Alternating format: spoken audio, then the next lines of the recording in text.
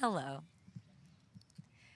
Good morning. I usually have sunglasses on, not today. Brian Schottenheimer is on the show. I want to look him eye to eye. We're going to have a great, great time today. We had some amazing GMs stopping by. Dan Morgan popping by. I think we're trying to grab maybe a Clint Kubiak, Peter O'Reilly, a big decision maker and friendly face here at the annual league meeting. And we are going to kick it off right now.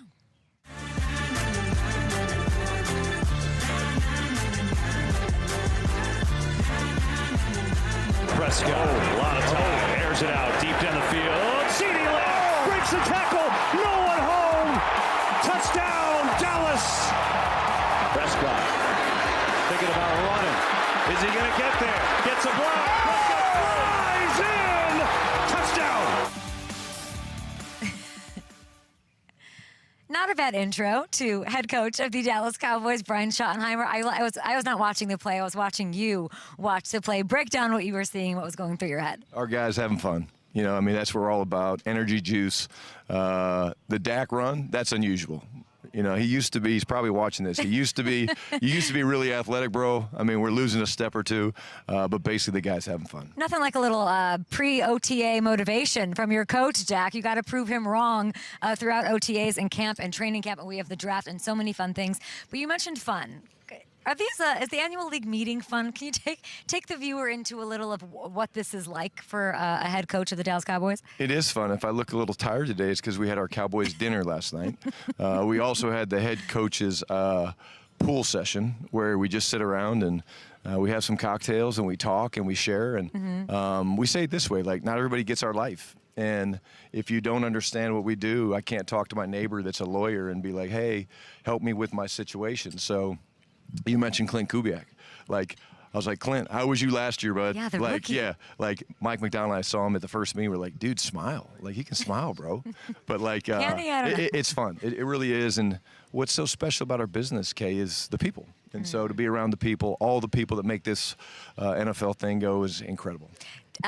Take me into the pool party. Let's get to there's a Cowboys question I have about last night's activities as well. But in the what's the dynamic? Is everybody, you know, is there a certain division that does not hang out? Like, is the NFC North split on others opposite sides of the pool, or is it everybody? Good question. I know it is. No, it's awesome. I mean, there's tables. We just kind of mingle, you know, and I get a chance to catch up with guys maybe I don't know very well. And as we get going, it gets a little bit louder. It gets a little bit more fun.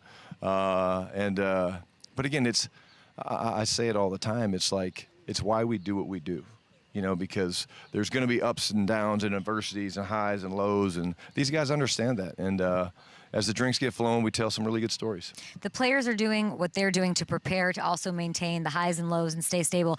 As a sort of like a front office, an ownership group, your guys, your staff, this dinner last night, how important really is that? I know it's like a lot of pomp, a lot of circumstance, a lot of lobster, I'm sure, caviar, but what do those moments mean to you guys when you guys have these moments of camaraderie in the off season? You know, this time of year, everyone's competing. Everyone's excited about the upcoming draft and the process and all that. But it's a chance to unwind, take a deep breath. It's the families. It's my wife, my son, they were there. The entire Jones family was there.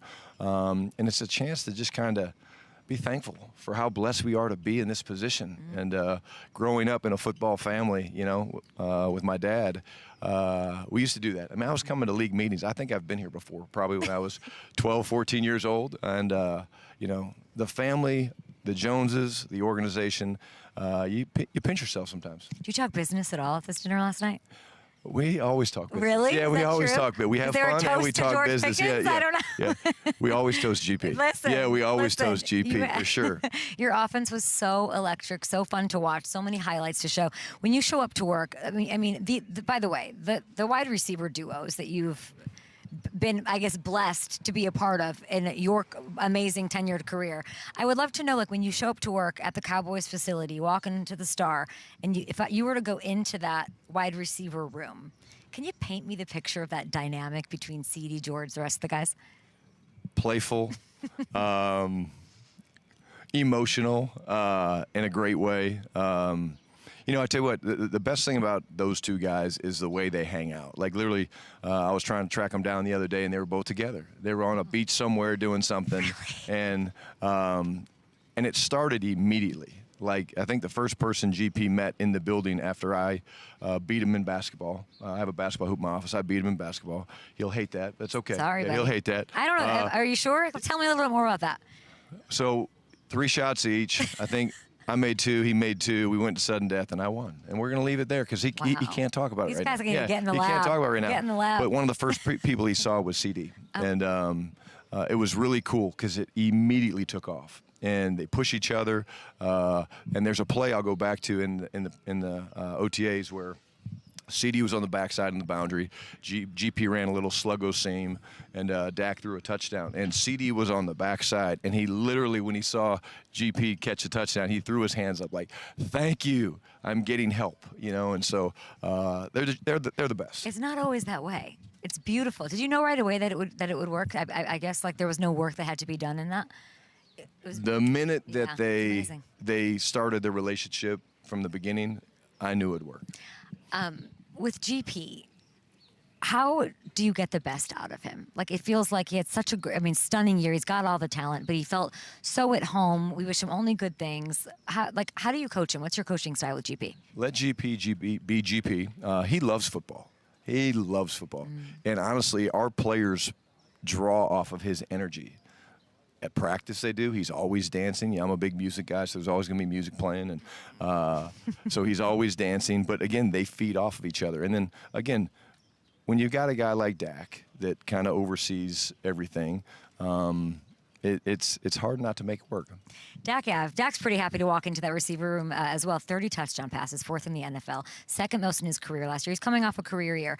In 30 years, look at these guys that you've had hang out with: Brett Favre, Drew Brees, Andrew Luck, Phillip Rivers, Russell Wilson, Carson Palmer in college. When you think about Dak, when you're talking to Dak, watching his tape, which quarterback pops into your head the most? Well, I think I was fortunate enough to coach all those guys. They're all amazing. They're all different. It's a great list. I pull different things from different guys to this day. But, you know, Drew Brees was one of the first guys I coached. He and I became very close. We're godparents, my wife and I, to their middle son, Bowen. And I've always said, man, Drew Brees is one of the greatest leaders I've ever been around. And then I met Dak. And they're on the same level, and I think that's a compliment to both guys. But all those guys, you know, Andrew Luck was amazing to be around. There's other guys on there that are deserving to be on that list, but for different reasons. Sam Bradford, you know, Sam Bradford was maybe the most pure, maybe the most pure passer I've ever been around. So how blessed am I to have that list of guys that I've done this with. Bowen, by the way, taller than me now. I saw him last week. I'm like, this is not okay. Drew Brees' kids used to be. It's weird. What's happening, right? We're talking about all the lore over all these years that you've been around the NFL. And a baller, by the way. He's a baller. They all are. Yeah, he's a baller. They all are, and his daughter, of course. Did it change? Like you and Dak, it's not like you guys just knew each other last year. You'd been there a while. Did becoming the play caller? How does that change your relationship with a quarterback? I think it helped being around Dak. You know, think of this. You know, I'm sitting in the building as a consultant. One of the first people that came in when the players came back was Dak. Just wanted to say hello. Was excited I was there, and I ended up doing more things on defense, you know, with DQ and just kind of hanging out with the defensive side of the ball. But admired Dak and the great things that we did with Kellen and at the helm and all that stuff. But Dak and I have an ability that we just have a great relationship. I'm real big, Kay, on hard conversations, real conversations, authentic conversations. Like, the one thing no one can ever say about me is that he's someone that he's not. I'm always going to be me. What you see is what you get. And I think I think Dak really appreciates that. How challenging is that to do? Because I was thinking about, let Russ cook, let GP. It feels pretty simple. What is the challenge in that when you are running, a team like that? I think it comes down to the fact that you're influenced by the people that you've come up under. I've been around some coaches that all they ever were was in one situation, one organization, so they knew one way. They were great coaches, but they almost tried to become that coach, and the players smell that a mile away. And so the one thing my dad always told me, he said, Brian, if you ever get your shot, which I think you will, he said, always be yourself. And so I get choked up talking about him, as you know, and I'm doing that. It's absolutely. We want the football life of Brian Schottenheimer. We want it to end, or at least the middle chapter, be a ring. Of course, I don't know that anybody wants it or deserves it more than you with everything that you've just been around and the meaning of football in your life. Which, by the way, if you want to interrupt me and like break the Pickens extension news, we have champagne on ice waiting good, for you over here. I'll ask We you got to this. find him because he's on a beach somewhere with CD. Yeah. I know you can't talk about, or it's not appropriate to talk about any of that, the extension, all of that. What's the Cowboys offense? The Cowboys offense without George Pickens is not as good. not as good. That's not How was that? That's That's pretty good. That's pretty I feel- authentic, right? I Yeah. mean, if I'm just being honest, like I'm feeling pretty confident after this conversation that you are a fan of him. You're talking to him. He's on the beach. Like, if I'm a Cowboys fan, I'm thinking this was going to get done, which I'd be excited about. Any response to that? We expect GP to be a Cowboy for a long time. And I love to hear that. Do you and Jerry like text about this kind of stuff? What's the dynamic there? No, Or a lot Steven? of conversations. Yeah. A lot of conversations. No like emojis, no like rocket emojis. Depends. Or like Yeah, not a lot of stop emojis. Yeah, up. No? definitely no. Jerry's no. not an emoji No, guy? not really. But I will say this: the best thing that I think we have going for us right now in the organization is our ability to communicate. You know, we just, like I said, it goes back to real conversations. It's candor, it sounds like. Transparency? 100%.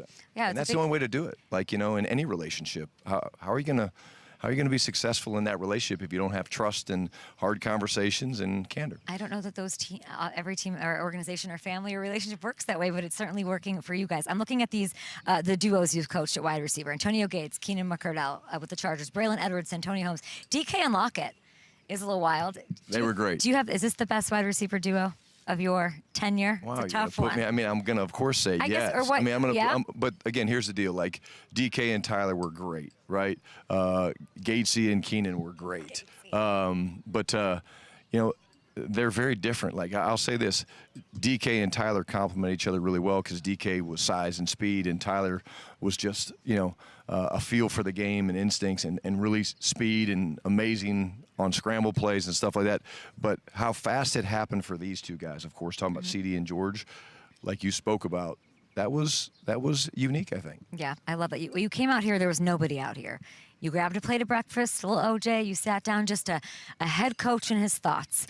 Were any of the thoughts about the defense going through your mind? I think maybe fans would like to hear about the focus, as granular as you will allow. Yeah, I think yes.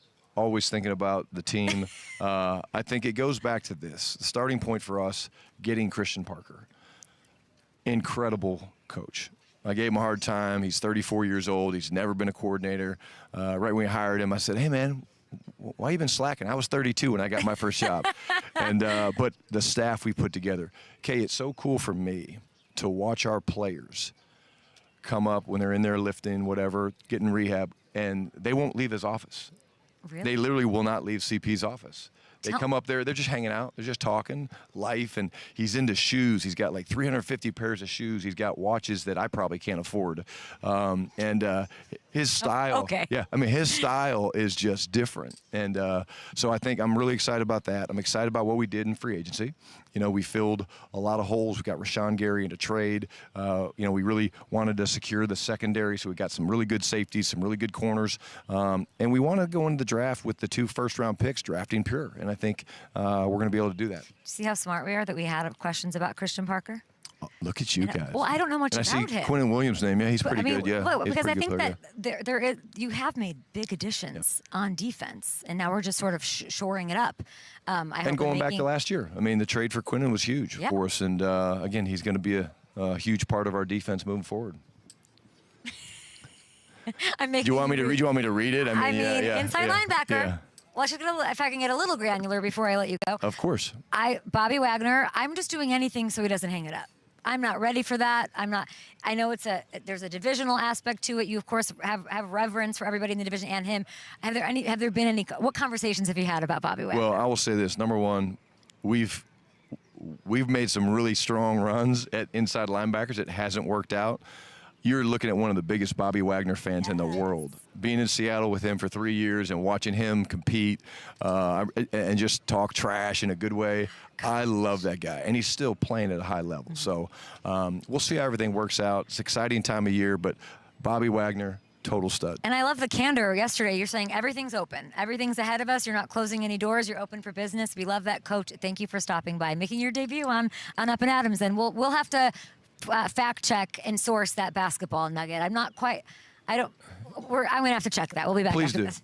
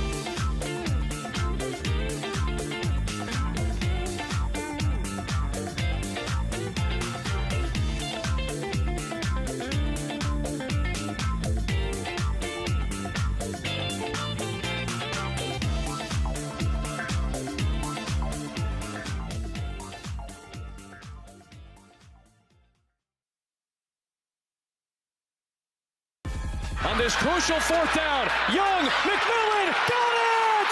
Touchdown, Panthers lead! Mayfield throws, and it's intercepted! It's a takeaway for the Carolina Panthers!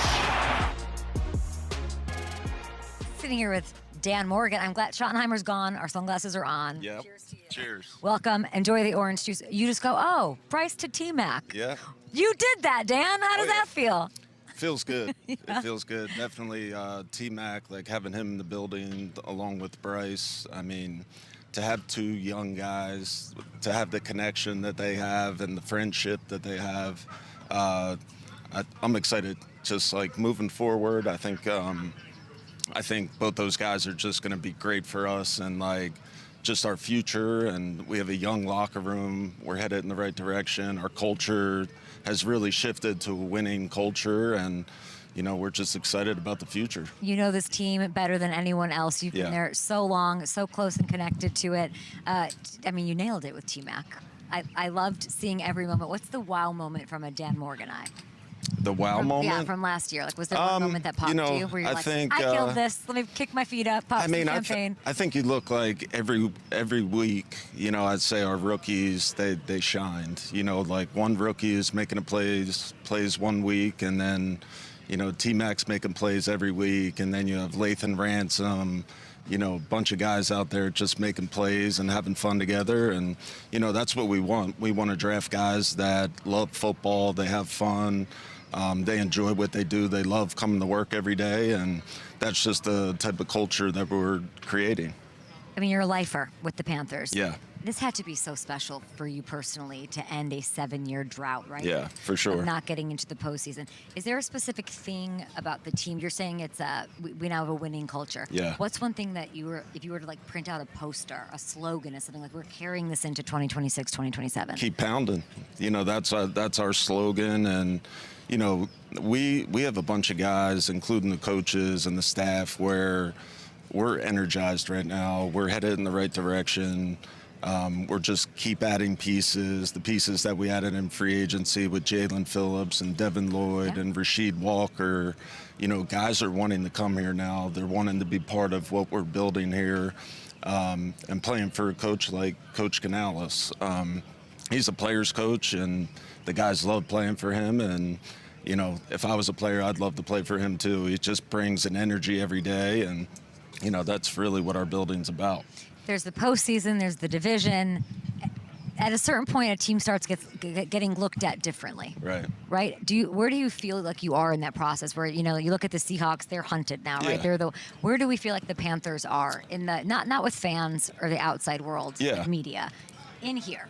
How are y'all looked at? You know, I think usually coming to the owners' meetings, like coming here, like even my first year, like, we're just kind of the lowly Panthers. You know, you kind of feel there's not a lot of respect for us. So I kind of feel that respect growing, and we really care about what we think in the building. We really don't care what anybody else thinks. But at the same time, you can kind of feel the perception towards the franchise. And, you know, you definitely feel that shifting to where people are starting to take notice and starting to gain respect. And, you know, we got to go out and earn that.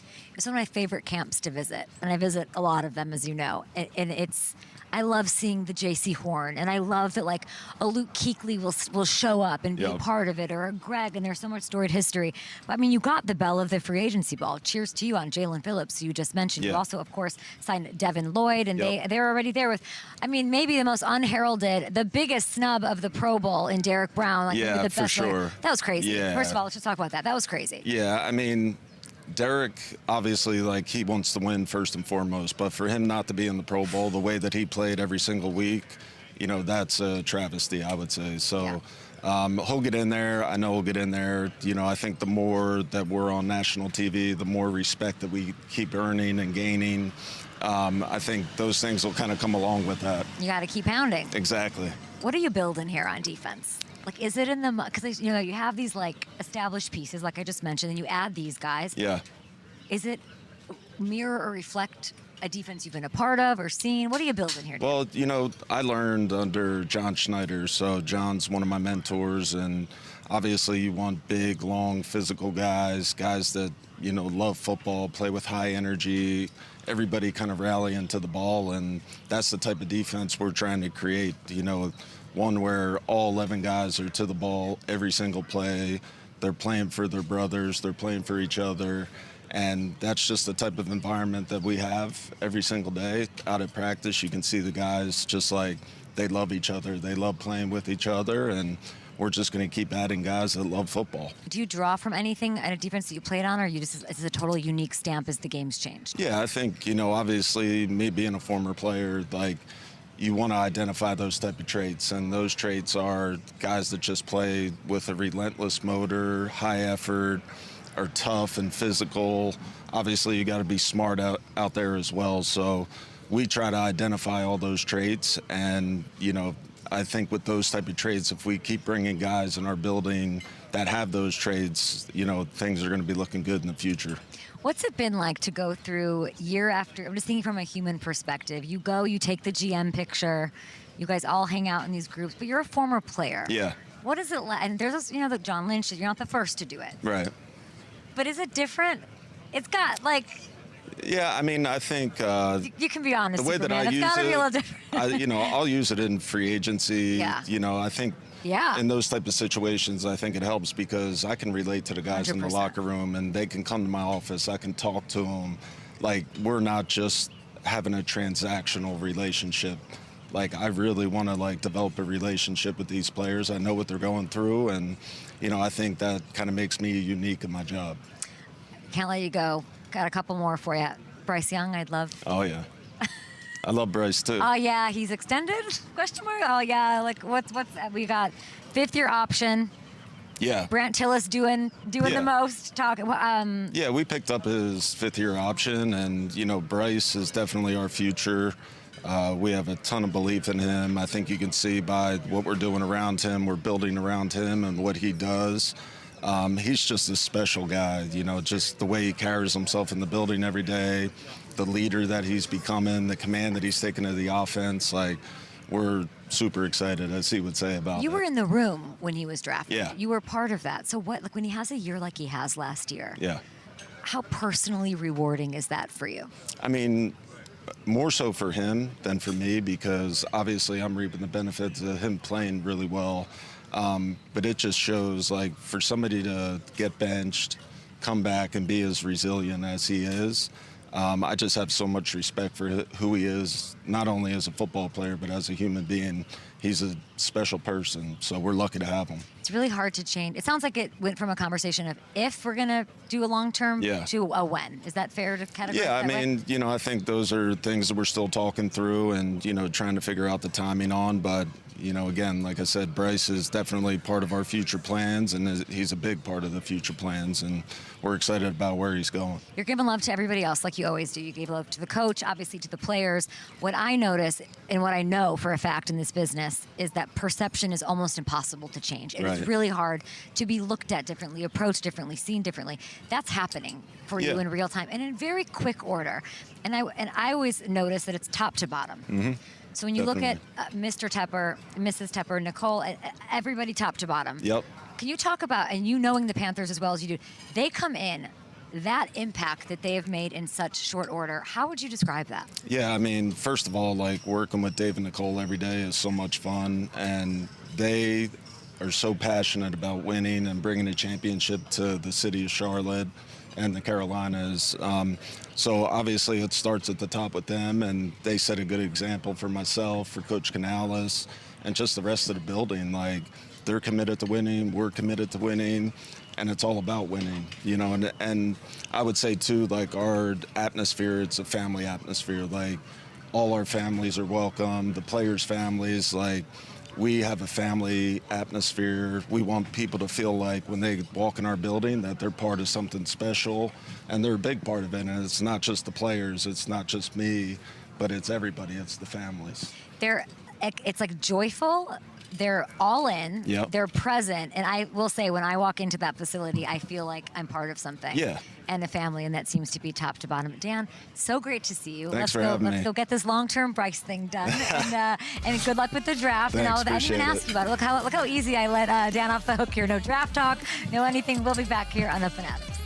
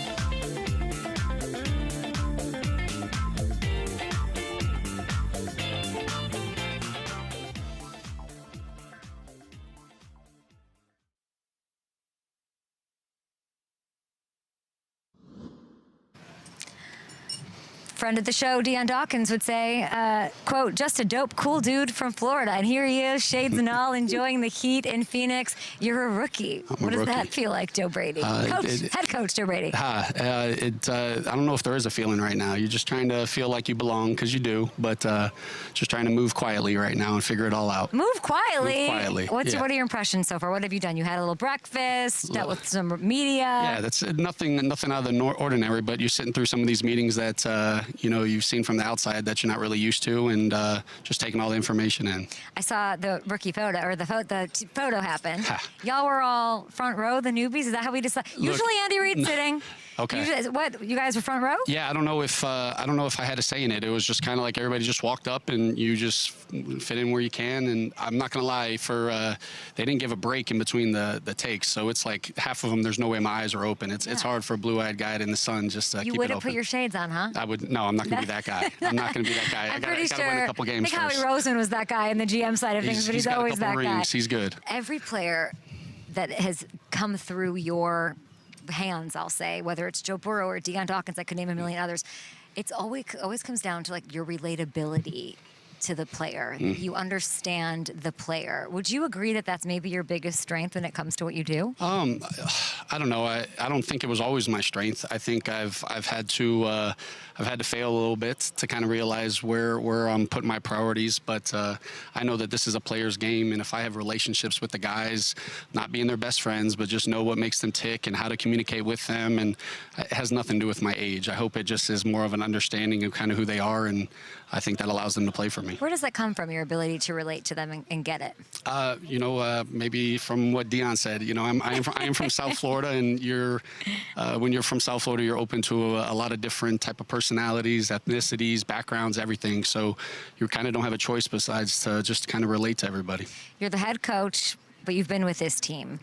Yeah. Is there some sort of an energy or like a pressure to change something? You know what I mean? Because I'm thinking just like, do you feel like you need to change something? Yeah, I mean, look, I don't think I'd be in this position if change wasn't needed. But I'm also not just changing things just to change, right? Like, there's got to be intention behind it, and like everything I've been doing is just thinking about what's going to allow us to get to where we ultimately want to get to, regardless of what's happened in the past. And but yeah, there's definitely going to be some changes. What's the vibe change? How would you describe that? However my personality is, whatever I'm described as, I hope that's the vibe. Cool, right? Florida dude is the vibe. Yeah, I don't know if that's necessarily what that might be one man's opinion, but I do believe teams take on the personality of their coaches to a point, and I can't be anybody other than myself. I've worked for some great head coaches that they're comfortable in who they are, and that's what I got to be. So I hope that's the vibe. I want to know like a little change that you've made, whether it's like feng shui or like inserting a vending machine of what's one Joe Brady change that you've made so far? You're gonna have to come by the facility. Oh, really? Yeah. No. There's sayings. I have a lot of things that are important to me, and I hope that the more that they hear from me and they see it and whatnot, it becomes important to the locker room. But can you share a saying? Put the ball down. What do you mean? Put the ball down. I hope we have a mindset and a mentality here in Buffalo that, look, we don't care when we play, what time, the day of the week, the weather outside. I'm going to run through a wall here in a second. Are you kidding? Yeah, just put the ball down. We're going to be good to go. And just kind of a mindset. It's just let's roll. Do one of the posters say hook and ladders 24/7? Hopefully they say it's only not when we absolutely need it. So we got to change those a little bit. You keep rolling those out in these big moments. I mean, I don't know that I've ever seen somebody call that so many times in a single year with the game on the line and pull it off flawlessly. What is that? Yeah, well, the problem is we were in those situations. So I hope I should have anticipated that that's what you were going to say. I hope I don't need to call any of them this year. But look, there's going to be. I hope that I think that's something that might grow in football, and you're not only calling them in those situations and something. So I hope we have one or two up our sleeves this year, but I hope it's not the last play of the game and it's considered a pressure situation. It must feel so cool to have defense. Everyone knows you're dialing it up, and then they can't stop it. It's very tush-pushy in that way. Just that, like, watch this. There's a lot that comes with it, right? I wish it was the unique thing about what I was so proud of the execution with a lot of it last year was all different people. You know, a lot of times you put in a special play or a gadget, as some would say, and it's, hey, this is only these people that can do it. And if you look at all of ours last year, it was through injuries, through personnel, through whatever. It was a bunch of different people, and so that was I was proud of that.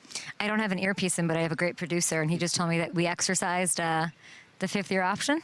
We did. For Dalton Kincaid? We did. Can you speak about his impact, knowing him as well as you do? Yeah, I mean, look, you see the skill when he's out on the field for us, the impact that he has. I mean, 2 touchdowns in the playoff games. Like, we're a better football team when he's out there, and his personality, his vibe, man, he makes our team better, and you love being around him. So excited about that. Josh, baby on the way or here, we don't know, but you are a father of 2, I believe. Yeah. Has he asked you for advice?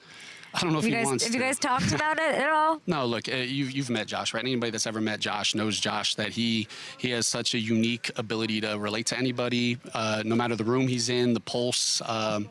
He's going to be a great father by just being himself, right? So he doesn't need advice, just like he doesn't need a lot of advice in a lot of other avenues that he goes with, and he just finds a way to just get it done in a high character way. I hope that you won't be so humble about this, but when you just came onto the scene, OC 2023, right? Yep. You just got the best out of Josh Allen. And it was so great to see, and obviously he deserves credit for that. A lot of things credit.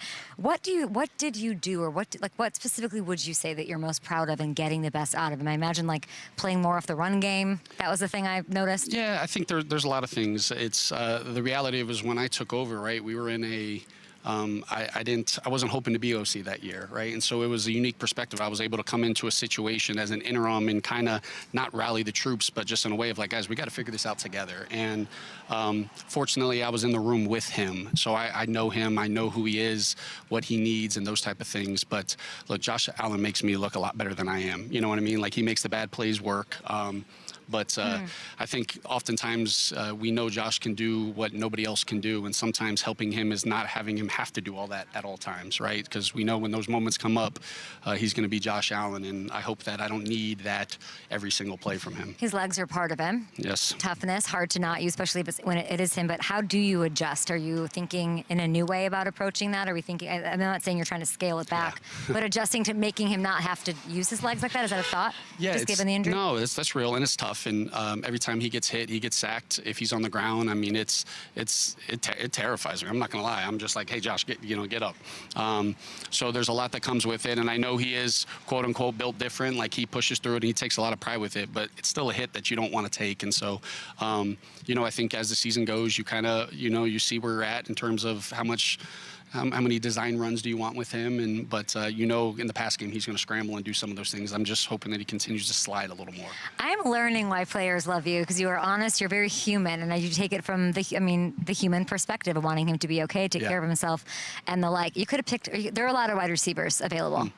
You picked one you knew. I did. From your Carolina days. I did. In DJ Moore. I know the connection, yeah. What he brings, but I would like to hear how he, what were you missing that he fills on the football field? Yeah, look, I think there's an element to DJ's game that it doesn't matter who's covering him, the timing of the game, the big play opportunities, having somebody that Josh can look at and be like, hey, that guy's going to make a play. I know the work ethic. DJ he shows up, he's out there, he's rolling, get that continuity. He plays a lot, and so we want to keep that going. But just having someone that Josh can look over and be like, hey, look, I don't care the coverage. I can look your way, and you're going to find a way to get it done. Is he excited? What is his vibe? Oh, I bet he's so excited. You're talking both of them. I don't know whoever you're talking about. Yeah, they're both. It's an opportunity, right? And anytime you add to your team, there's an excitement that comes with it. And now it's like, okay, hey, that's in the past. Now we have an opportunity to come this offseason, them getting on the same page, knowing that a lot of work comes into it and speaking to each other, verbally and non-verbally, and excited where it takes it. I had to watch all these hook and ladders today. That's why we keep joking about. Is there sorry to go back to, is there like another level? Is there like something else you can do with that? Yeah. Just to look at my producers, like, please tell me. Yeah. Well, what's look, we have these new pieces. Yeah. I mean, look, this is a copycat league, right? Like, we stole it straight. We stole it straight from, you saw Ben do it in Detroit a couple years ago, and he did a lot, and just the timing of it, and there's a lot of different ways they can go about it. There's a lot of risk that's involved, especially if you do it in end of of game situations where you quote unquote might not have anything to lose. But yeah, I think there's a growth that's going to come with it. There's a lot of detail that goes with it. And there's a lot of trust that the ball is going to be touching a lot of people's hands. But again, it starts with 17 and he usually makes it work. He certainly does. Yeah, you're like the coolest. I bet you're going to go to the pool and have just the best time with everybody. I don't know if you see my skin color and my hair color. I don't survive too long out there. You look like you're like dropping an album or something. Like you look like you're ready for the Grammys. I feel like that's the vibe you're giving. Just get me out of the sun. You hired Jim Leonard. Yes. To run your defense. He's never coached before. Ish? No?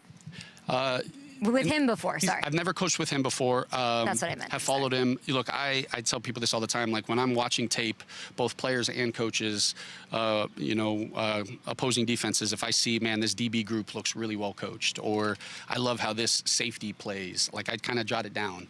Not as a lefty, because I'm a righty, but I jot it down because I'm visualizing doing it. But Jim was someone 2 years ago that I took note of, and then going against him this year. And man, you said you have an opportunity to talk with him. Just his vibe, his personality, his vision for the defense, it married everything I was looking for. He's changed into a 3-4. Beyond that, anything else stand out? Yeah, look, the 3-4, I don't even know what that.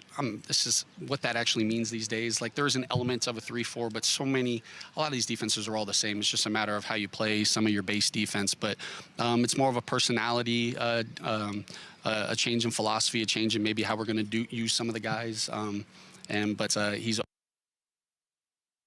So far, as we wrap this, you got the tush push to go away somehow.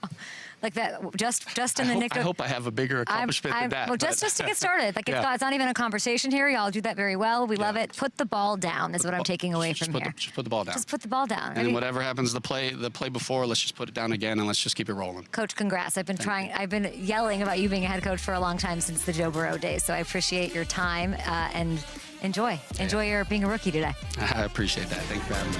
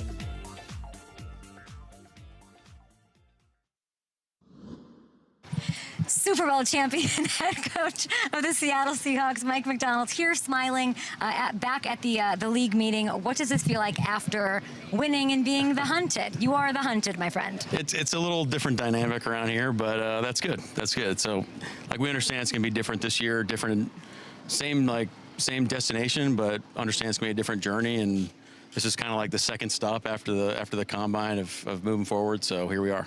Are things moving very fast? Like a long extended season, Super Bowl, some semblance of a celebration, and then you have to get right back into it. What's the process of that for you? It's when they talk about a shortened off season, that'll hit you pretty hard. So making quick decisions, like the staff turnover we had, really shortens the off season. So there's a balance, though, of like getting away and making sure you have enough time with your family, and some coaches moving, relocating and things like that. But there's a balance too. But trying to get ready for the guys to come back and kind of have a fresh off-season program ready for them, so we can get back after it, and the spirit's high, and excited for everybody to get back together. How quick did you turn the page? Well, it's sobering knowing the day after the combine that your offensive coordinator left and you're interviewing new offensive coordinator candidates. So that makes it a lot easier than you would anticipate. Yeah. It's nice. You, Stephanie, and your son Jack got away though. Somehow got some sort of vacation, a little time apart, which I love. Yeah, away. We have. So our parents are awesome. They came and watched Jack, and Steph and I. Oh, amazing. Yeah, we bolted for Hawaii, so it was just us for a few days, and that was much needed, and definitely appreciated everybody looking after Jack. What happened to the helmet graveyard? Like, does somebody take it home? Does somebody disassemble it? And who is that person? What is that? It better not be disassembled. So I'm pretty sure it's in the auction it off. What are we doing? I'm pretty sure it's in the facility somewhere. I kind of was thinking, well, maybe I bring it, but no, it's not. I don't think it's worthy in my house. But maybe we could like make a replica of it or something, and then distribute it to the guys. I think you can't. I hope that's not torn down anywhere. You're just going to keep stacking those helmets. Of course, Byron Murphy brought the Lombardi to his wedding earlier this month. Which I don't know if you were there or whatever. Real Lombardi? Are we sure that's? I'll check with you. Was it real? No, it wasn't real. Oh, it was okay. Well, that wasn't real. Okay, great. So there's no creative Stanley Cup action going on. I was worried there for a second. It might have been in danger. I think after Gronk dented it back when they won in Tampa, they decided replicas only, maybe. Yeah, maybe. Okay, you became the first head coach. I do want to celebrate. I know you're the page is turned. First head coach to call defensive plays and win a Super Bowl. And I want to just remind everybody how incredible that 2025 defense was. You've seen the stats. Now that the confetti has settled and we are in next page mode, is there anything you noticed about the performance when you rewatch the Super Bowl and over again defensively? Well, full disclosure. Yes, you do, because you're what? Full disclosure, I've only watched it once. Really? Like 5 days ago. It took me that long to watch the tape. Yeah. How? Because I'm weird, and I love the idea of how we played from like first person watching the game, but when I watch it from the coach's perspective, I inevitably put my coach's hat on, and I'm like, I critique it probably too hard, so I'm actually thinking of the plays that maybe we could have played better, and what we want to get better at. I'd you like have to to remind hear yourself them. That was it. Yeah. What are the plays what's going through your head right now? Well, we could have taken the back to the flat a couple times, and then the 2 touchdown passes were kind of a bummer. Oh, Coach, you're kind of a sick pup, I think, a little bit. Yeah, a little bit, unfortunately. What made you finally turn it on 5 days ago? Honestly, I was tired of watching college players, and I was like, maybe I'll just watch. Maybe it's time to watch the Super Bowl. Jackson Smith and Jigba, pretty good in that game. Pretty good in every game last season. Now the highest paid wide receiver in NFL history, so well deserved. Is there something that might be overlooked? You're sick of talking about college players. I'm sick of the stuff we already know about JSN. Yeah. What's something that maybe only you pick up, or something that needs to get more love? Well, he has this unique combination of humility. He's like a superstar in terms of ability and his production, but that's not his persona. He's just such a great teammate. So authentic, so real, so consistent. There wasn't many times last year, but when it did happen, it just felt like it was just always team first. And then also, when we absolutely needed a play, he has that knack for, he could go a quarter or two without a catch, but all of a sudden, make a big time play and a big time moment for us. So just got a great combination of humility, team first, great guy, ultra competitor, and obviously, the production speaks for itself. And so young. A year ago, I was talking to him on my set. He was hawking bounty towels. And I was like, are you ready to inherit these targets? And then from that to what he's become, what was your wow moment from JSN last year? Well, I think obviously believed in him, but the thought and the vision that he had for himself on the player that he wanted to be, he backed it up with what he did throughout the whole season and really the whole off season. And so it was so much fun to just see him like kind of stack the role of what we could create for him throughout the whole off season. Times where we probably had a hard time covering him in camp, and then really just like he never took his foot off the gas pedal and just kept accelerating all the way through. And so it's fun to see it come to life, and it's good to know that other teams had a hard time covering him too. It wasn't just our guys. It sounds like you're describing Devin Witherspoon with all those traits. Foot on the gas. They're buddies. The other guy, Hawk and Bounty, was Devin Witherspoon, one of my favorite players' personalities. When is that going to happen? Would you like to see that done before week 1? Where are we in that? I know you're not the GM, but I'm sure you have a say as the Super Bowl winning coach. Well, I think we look at it through the same lens we did with Jax. Like you respect the process, you understand that it's a process on where we want to go, but you trust it. And I think that's a cool thing that happened with Jax's extension was it wasn't like this whole public thing. I think it's a mutual respect from both sides.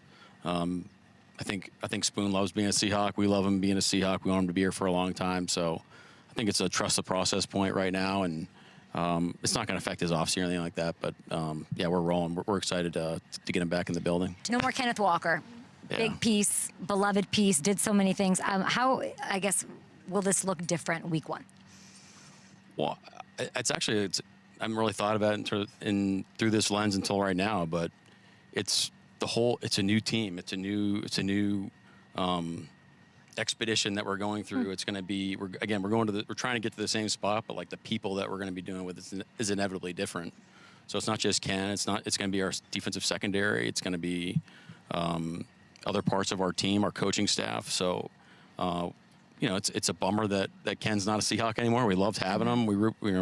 Rooting for him definitely, but also, we got a great opportunity to have a new backfield and kind of make this our version of our offense and see what that looks like. And we got great guys in the building who can do it. And we're also going to be looking for ways to help our team out all the time, all the way through the season. Zach's coming along okay? If there's anybody I'm going to bet on to come back and be fully healthy, it's Zach Charbonnet. Why is that? Because he's just a stud. Everything he does, he's an absolute stud. I just love him. He's just absolute rock star of a person. Oh, now I'm like, are you guys going to pick a running back at 32? Are we okay with Charbonnet running the whole backfield? It's not just Zach. We got some other great guys. Put them up. Give them a shout out as we say goodbye. Well, our additions have been awesome, but like George Halani definitely deserves a shout out. Kenny McIntosh had a great year. My first year in Seattle, and he was carving on his way to really carve out a great role for him last year. Unfortunately, got hurt, but he's had enough time now to really probably put himself in a position where he can have a great offseason, and let's go rip it. Good luck this season, bringing it back. No time. I'm talking week 1. Who's in the backfield with our Super Bowl winning coach? All I know is it's on a Wednesday. That's all I know. There we go. Yeah, that's true. I appreciate you. Thank you, Coach. All right, thanks, Jay. I'm sitting next to the 1996 first team All-North Bergen quarterback and brand new head coach of the Miami Dolphins, Jeff Hafley. Welcome to the show. Thank you. When you said 1996, I was like, where's she going with this? It's 2026, but I appreciate it. Let's take a look at this receiver. Let's see it. I believe it's Siena. Is that right? That's right. And you probably know because they almost beat Duke. Wow, look at that picture. 97 to 2000. Here's what I have. You were injured often during your time as a player, but Siena head coach Ed Zaloom gave you his first coaching job? He did. Yeah, your first coaching job. Okay. He did. I was a running back coach at Worcester Polytech to start my career in 2001. So I've come a long way since 2001. If we could do a split screen, because we'll do this in post, you look literally the exact same. How did you pull that off? I think I was a little bit bigger in that picture. Maybe my hair was a little longer. I don't know. What would you tell that young child? Keep working. You can do it. Don't listen to anybody that tells you can't. And don't stop. And I think that's where a lot of people, they get close and they give up, or they get distracted and they give up, or they let people discourage them. And I think that, I started at a really small school and coached really a small level of football, but I had a dream and I followed through with it. So I just think it's a good message for everybody that, you can do it if you just keep working. And now you're here with the 31 other NFL coaches. You guys take the rookie photo. You're doing all the things. What's sticking out to you about this experience so far? Just really honored to be here, truthfully. You know, seeing the pictures, watching these meetings on TV, having a lot of really close friends that have been head coaches, working with Kyle and Matt and Sala and all the guys that have been around, and now to be part Aaron of it. Glenn, Kevin O'Connell, Mike Kevin, D'Amico Ryans, Robert Sala. Yeah, like those are all the guys that I've worked with at some point. And then obviously I went back to college for a while and made the move to come back in hopes that I could be here. But to see them and be part of this, you know, that's really cool for me. And I'm grateful to be part of that fraternity of coaches. And I'm just trying to take it all in right now. Love that for you. And then, of course, you've got all these crazy things going on with Miami. Matt LaFleur, by the way, Packer South. What's your reaction to that? Did you see that? Yeah, I'm good with that. If that's what he wants to call it, he can call it Packer South. I mean, is it good with y'all? Or you play that? Matt? Yeah. Do you guys? Oh, play? I'm good with Matt. Yeah, we play him. Yeah. Yeah. What's that going to be like? It'll be fun. I like you. Back to Lambeau. I like a feisty Matt. There's no LaFleur, feisty though. with me. No. And Matt. No, I mean on game day. What do you mean at practice? Like one of the first. Oh, we'll go Keyshawn at it. Nixon, like 3 years ago. I remember the first thing he said was like, Jeff gets after him. Yeah, I mean when we're calling plays against each other, there's no nothing like fun's going on. He's trying to score and I'm trying to stop him. So it'll be the same when we get to Lambeau. But I love Matt. I'm grateful that Matt, you know, he offered me the job when I was a college head coach. I took it, and you know, 2 years later I got to be a head coach. But I enjoyed my time with him. He's a great coach and he's a great friend and he's a great person. But yeah, when we go to Lambeau, I'm not interested in any of that. But I'll shake his hand and give him a hug after the game. It's not going to be one of those. I asked Sean McVay today who gets to claim him in their coaching tree. Like you and Kyle fight to the death for him. And I think he said Kyle, right? He goes, I'm going to let Kyle. Kyle claim me? Yeah, Kyle. It's just as part of the coaching tree. Like who, you know? Yeah, no? I can be part of both trees, right? I mean, come on, why not? I mean, I was with Kyle. Whatever kind of defense you're running. Kyle for those 3 years and Matt for 2 years, so I'll be on both trees. I got Sala part of his tree, I guess. Just keep naming them. There's been a lot of furniture moving in Miami. A lot of that. A lot going on, especially in the wide receiver department. Sure. All of this, where's AJ going? To New England? To staying? Is there any AJ Brown room for you there for Malik Willis to throw the ball to him? I think we're going to have to wait and see. I think Sully's over there. You can call him over and ask him those questions, make him answer the hard ones. Who's Malik throwing the ball to? He's going to throw the ball to some good players. We got a bunch of good guys coming back, a bunch of guys that we signed, and we got a lot of draft picks. A lot of them. We got 7 in the first 100 picks. So I love Malik. It was really fun being there with him for 2 years. We got really close. When you've been around him a little bit? I have been around him. Go ahead, finish your thought. He's one of the best guys ever. Really? Yeah, he's like this. He's a great guy. He's a great teammate. He'll be unbelievable in the community. And he's a good player. I mean, you saw him when he came in those games, what he's able to do. I'm so glad you said this because I've watched a lot of Packers games. When Malik gets, and Jordan I love, obviously. Sure. But something happens when you guys would put Malik in. And then I just all of a sudden was like, all right, I'm not moving. I'm not going to the bathroom. I'm not getting a soda. Like, why? What is that about Malik? He's exciting to watch, and he's really confident, and nothing wavers the guy. And he's super athletic. You know, he's big, too. When you see him, I mean, he's like 225 pounds, jacked up, and he can run. But people don't give him enough credit for how accurate he is, especially down the field. I mean, he can throw the football. He can throw it in the pocket. He can throw it really accurate down the field. And then out of the pocket, he's really good, too. He just hasn't played a lot. And he's only 25 years old, right? So he's young. Some of these draft guys in the draft are older than him. So it's like getting a young quarterback who we know, who we have a great relationship with. Yeah. And then we just got to get him experience and have him develop over time. That game against Lamar, shot for shot, comes to mind.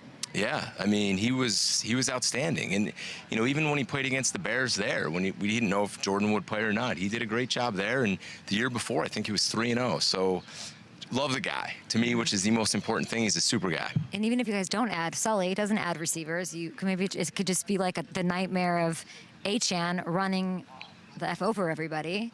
And then Malik also running all over. Like, how dynamic is that next? Like, that's what I'm thinking will be a nightmare for a defensive-minded coach that you'll be taking on to deal with. It will be hard. He'll be hard to defend. Obviously, Achane's a great player. I mean, I learned that 2 years ago when he came to Lambeau and we had to play against him.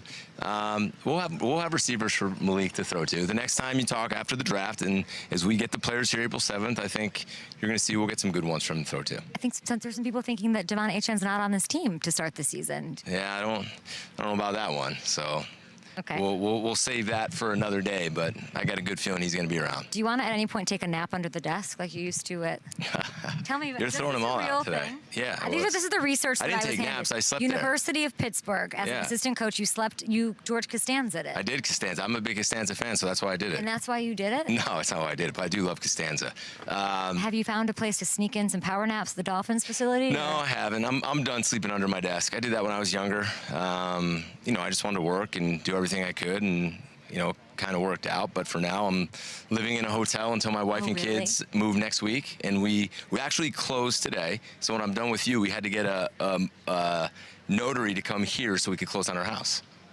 Well, we should have just done it live on TV. You could have been the witness. This is the fact that you have like a concierge notary. We had to, though, or else we couldn't do close. not forget your roots, No, my that's friend. not. That young boy. No. I see. This is where I'm stepping in. Now has a VIP concierge nothing notary. No, that's wrong. It has nothing to do with that. It has everything to do with I couldn't close on the house, so we had to figure out a way to do it because we're all here, and we had to close on the house today. Jeff, the Nope, media, I'm disagreeing with you on this I'm one. going to spin that like no you way, you wouldn't can't believe. spin it. You can't spin The that man one. is so dialed in with Malik Willis and his designed runs. And being on the media and being out with you today. making time with me that he had a notary. How does that even? That's I don't know. amazing. My wife's told me I have to meet her at 1 o'clock. Did Anne's going to be did you the make witness. Decision on the house, or did she do it? She came and saw it. Yeah, but you saw it first. I saw it first, yeah, and then she saw it second. And she co-signs. Yeah, I think I've picked 3 houses in a row without her seeing. So, but this one we needed her to see. How exciting is that as a family to sort of start this new venture? You're living out your dream. Yeah. And she's a big part of that. Yeah, and my kids are too, and it's awesome. Like I said, we love living in Green Bay. They're excited. When we took them down to Miami, they thought they were on vacation because they got to go swimming. So I have 2 little girls. They're excited. My wife's excited. So hopefully we can get it going, build a real strong foundation, and have it last because we'd love to stay around for a while. What will you miss about Green Bay? The people. The people were unbelievable. Starting with Matt and Goody and Ed and Russ. The whole organization is awesome, but then the players that I had on defense, they were some awesome guys. They really were great people, and a bunch of them still reach out to me, and we'll stay in touch. But I'm going to miss the people a lot. From Green Bay to Miami, that's wild. A little different. Just a little different. A little different. Are you embracing it? It sounds like. I am, for sure. To me, it is always about the people. It'd be nice to get in the warm weather a little bit. But I'm excited. We start April 7th. We've been in the office without players, so that's what we look forward to. I can tell you're like counting down to April 7th. I can't wait to see the players. Coach, it's great to see you. Go Thank enjoy you. today. I think we have somebody with palm leaves coming to fan him, and we've got, yes, of course, we've got somebody spritzing you with some water and a mist over here. Jeff Hafley, I appreciate you so much. Enjoy your first annual league meeting. We'll be back after this. Thank you. Notary, come in.